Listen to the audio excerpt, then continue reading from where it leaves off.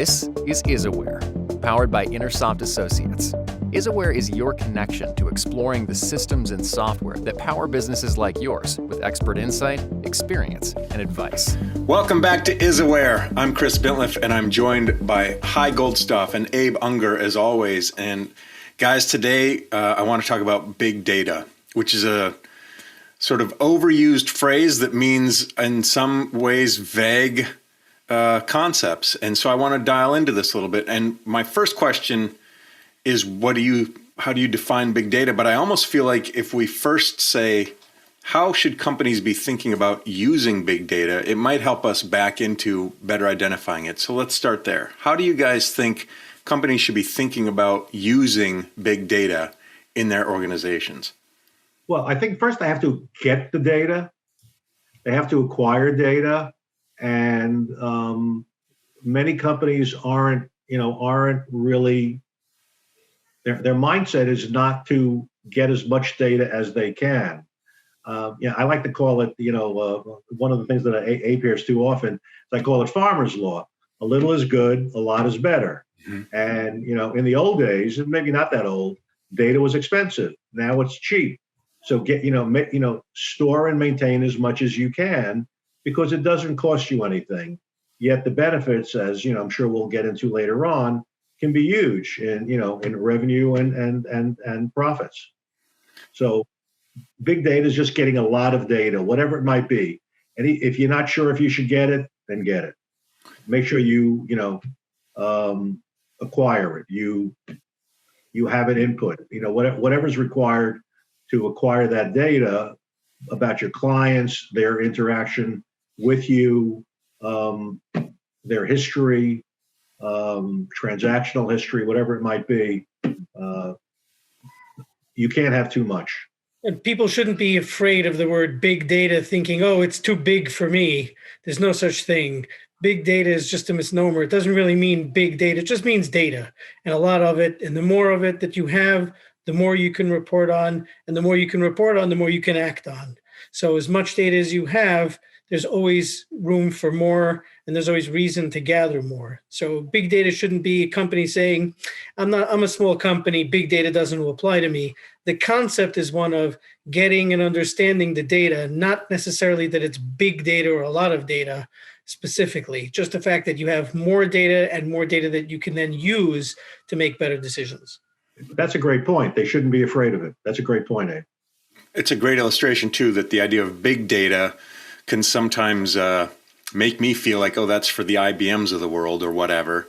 And it just means data. And so you suggested a couple kind of use cases around my customers or around it could be any kind of situation. If I'm a services company, it could be around who my customers are, geographically where they are, the sort of things that they're interested in. If they're interested in one thing, what does it lead them to become interested to down the road? If I'm a products company, it could be the time of day that people make purchases or seasonality, all kinds of different things. And as you point out, the more the better. Demographics, geographic, buying styles, buying behaviors, the more the better.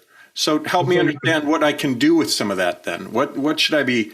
So I have some email addresses. So I know that I've got more customers that are this age than that age. So what? What does that mean for me? Well, you would certainly, market differently with, on the customer side, you'd market differently to those customers that are, different ages, different patterns of what they buy, when they buy.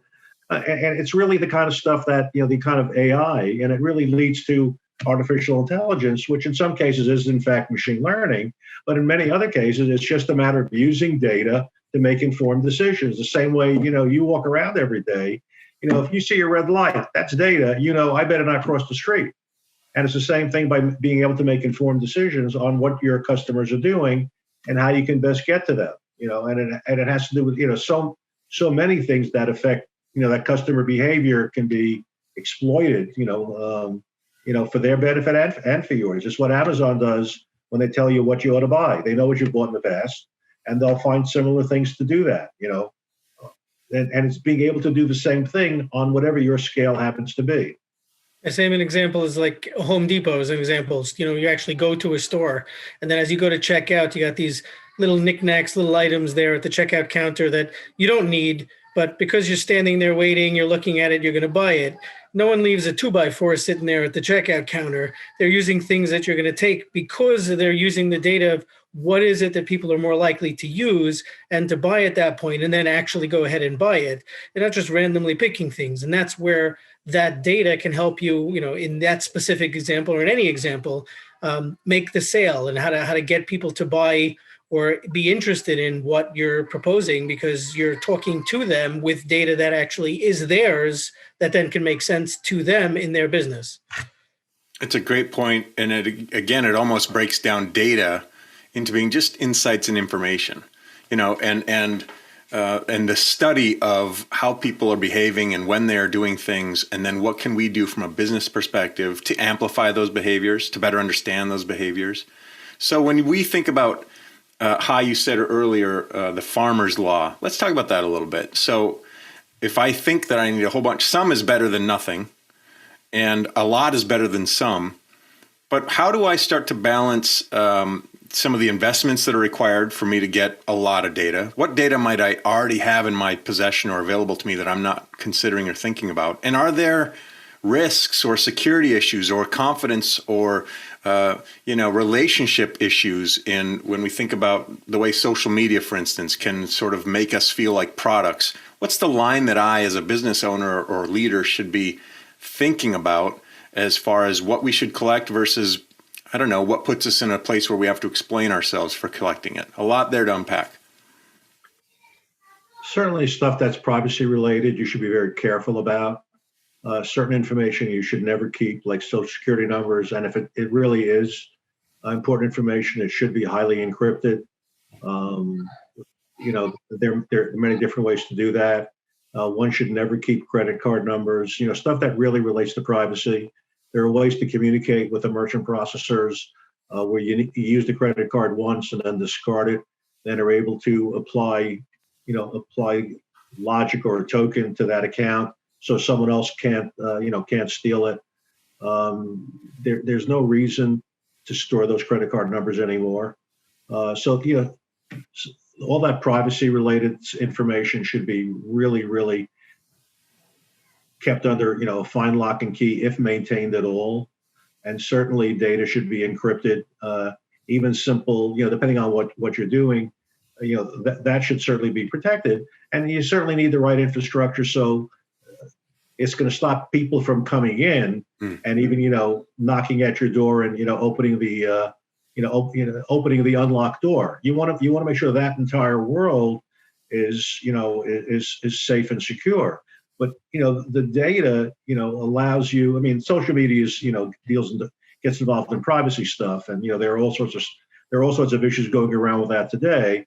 But in terms of data regarding client behavior, what they do, your own operation, how you can make your operation more efficient, like manufacturing schedules, taking into account what you have to manufacture, how do you optimize what you're manufacturing. That can all be done with all the data you've accumulated and the data that, the simple data of what are your needs, what are your requirements coming up. And that also goes to ordering and understanding what the order process is, whether you're ordering domestically or abroad, and having those various channels of being able to, via the use of data, optimize that whole process. So you're never out of stock and you're never, having a lot of money invested in inventory, because you'll be getting the inventory as you need it, again based on all these historical trends. So there's so many things that it can do for you, and that really affect the bottom line. How do you suggest I get started? If I haven't been doing anything, how do I start doing something? If I've got a lot of stuff and I don't know what to do with it, or if it's important, how do I start to diagnose that? Can you help me with that? Should I be making it higher? What's my best step? Look, certainly, get involved with professionals. I mean, we'd love people to do it, to call us. There's never an obligation. I don't mean to make this a commercial. But certainly, speak to a professional who has that experience. Who has experience across a wide range of industries and can, adapt what your needs are to what they might have learned in related industries. And there are really only a few principles that apply with all of this. And, whether you're, a Boeing or, or an IBM or, a local manufacturer of ductwork, a lot of those principles will apply equally. Scale will be different, but the principles will be the same. And it just talk to someone who's done it before, knows how to do it. Just start an intelligent conversation. And as, the two of you, speak, you'll both learn a lot more, and you'll both be able to make, really good informed decisions. And once you start talking naturally, you're going to start thinking about other things that you already have some data collected that you haven't looked at in a long time, because you start talking about it and you start thinking about these things. And then you start thinking about the kinds of data that you already do have and you may not be using at all, or the kind of data that you're like, oh, it really would be nice if I knew what's happening there or in that part of the division or in that delivery schedule or whatever it may be. And once you start talking, that starts to form. And then you naturally go from one step to the other of, okay, now that I think about this data that I can collect, what do I do with it? But that conversation, that's the starting point, because that's going to help sort of push the brain in that direction of what do I need, what do I have, and how do I get more? Yeah, and that's really, and what that's really right. That's really collaboration to its to its nth degree. Is two people are having a conversation, and you have a case where you're getting some information, you're providing some benefit of what you can do and what can be done with it, and based on that, you say, oh, and I need this, and I can also get that, and you have a situation where 1 and 1 is really going to equal 3 or even more, because you're building off of each other's experience, and each of you will be learning more and more and more. And, that's a lot better than machine learning. That's human learning. And that is, and that can become, dramatic. And then you can find a way that makes sense for your business, that has a business case where the money you spend will not just be thrown away, but will actually, be an investment and provide a return, for years to come by building that foundation. It brings to mind some of the other conversations we've had, which is if you just start strategically asking the questions about what are you trying to achieve, why is that important to achieve, when would you like to achieve it, you don't need to know the answers. But if you just start asking the questions, then folks like Intersoft can start helping to frame those questions in a strategic way. And then, well, maybe you already have this, or let's offer this alternative or this idea. Have we considered this? Maybe we need to collect it. And pretty soon you've got a mindset around this where I think things become possible. Let me ask you this. How soon should I be considering the importance of data in my company? Is this something I haven't been doing it so far. I've been doing just fine. I don't need to give this or am I going to be left in the dust if I don't start to get my mind around this? I would certainly do it before it becomes, an absolute, before you need it. Once you have the conversation. Answer being yesterday. Huh? The answer being yesterday. Yeah, I mean, absolutely. Once you have the conversation, you can determine when is the right time to really make that conversation go further. But if you don't know what you have and what its possibilities are, you don't know if you're sitting on a gold mine or a coal mine. And it just starting the conversation, most business owners and most managers, will know what they can do and will be able to see the vision as they learn more. So, I mean, I think it's always sooner rather than later. Having the information is always valuable. Information is always good. And then you can determine, what the benefits are, if any. You may be just fine with what you're doing. If you don't know that, that's a problem. But if there are, opportunities to leverage what you have at little cost for a great benefit, it'd be silly not to take that step. At least learn at least know what you can do, and make that decision whether you want to do it or not. And there are a whole bunch of other factors, priorities, whatever it might be. But most managers, can walk and chew gum nowadays. So, the more you learn, the better. And Abe is right. It's never yesterday. Yeah, Abe, you feel like yesterday was the best time to plant that tree, and if not yesterday, then today. And just go ahead and do it, because you want to be the educated consumer, not the uneducated one. So if I'm collecting data even if I'm not even aware that I've really been collecting it, it's probably coming from a lot of different sources. I might have some from my digital outlets, some from Excel spreadsheet. I might have a bunch of mailing labels, and addresses. It's all this kind of stuff. How do I make sense of or start to organize all these disparate sources from which my data is coming from? Well, there are a bunch of different ways. Is first, take an inventory of what you have, and if it's all valuable, even though it may be in different places, certainly there should be a plan if it's valuable to bring it all together. And no one should ever run a business off an Excel spreadsheet. That's just not scalable. It's not maintainable. There are so many problems with that. Forget about the benefits that you're not getting. It's the problems that you're potentially creating. Find a way to bring that data together, or find processes that brings it together as needed for the purpose required.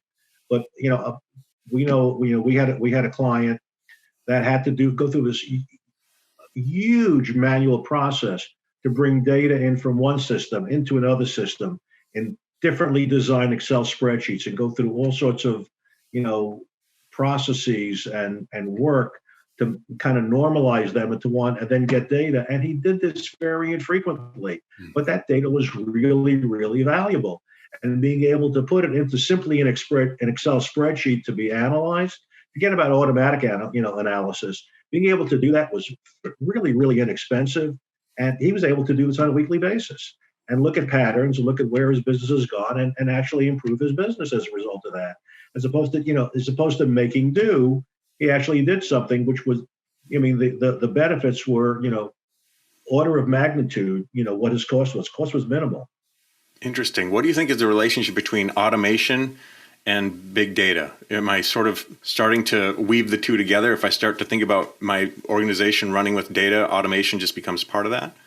Well, you'll find opportunities to use it as you start capturing it. There certainly should be a plan in place on what you're going to do with it. But this is a rapidly evolving world, and you'll come up with more opportunities as you do things with that data and you achieve success. You'll come up with other ways to exploit that and leverage that for your benefit, for the customer's benefit, for the bottom line, for your shareholders. All of that.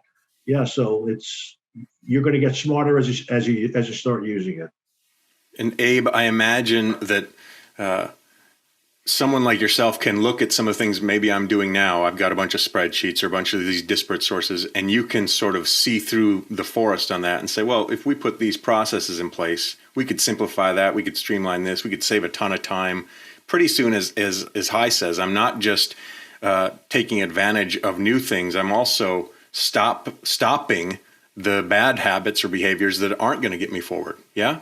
Correct, absolutely. And then again, the getting that perspective from somebody who's outside looking in can help with some of that, where you're so involved in the nitty-gritty and you have someone from outside looking at it saying, what if I tried to change this a little bit, shift it a little bit, tilt it a little bit? And then the person who's in the business and the nitty-gritty says, oh, that's a great thought. Now let's expand on that. So again, that's where that conversation with someone else coming in can help you with taking all of those pieces that you have all over the place and sort of putting them together to sort of make sense out of that so that it can produce something that's more useful.